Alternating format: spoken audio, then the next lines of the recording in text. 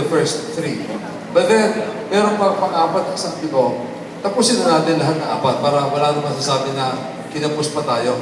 And so, this is consistent with our desire to upgrade all of our malls. I was telling our friends earlier that we're putting up about 30 cinemas in the next 2 years.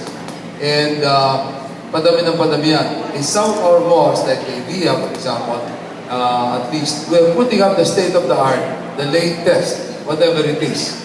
Sabi ko nila, ano ba yung ilalagay nyo? Hindi ko pa alam because gusto ko by the time ilalagay natin yung latest ng panahon na yun.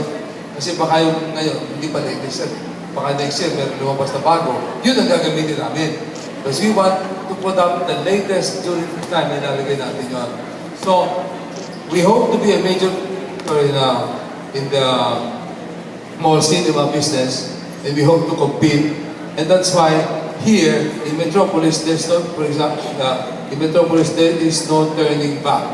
If you notice, the upper mall is now well conditioned. If you notice, we just opened a coffee shop. If you notice, last few months ago, we renovated Max, and we opened an all-day. And more restaurants will be coming. Hapchan is open. Gilligan's will open soon.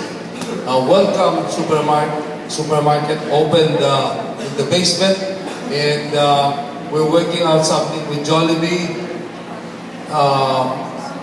McDonald's is renovating its branch in the basement, and there are a lot more exciting things that will be happening in Metropolis. Just watch us. There will be some changes in the facade in front.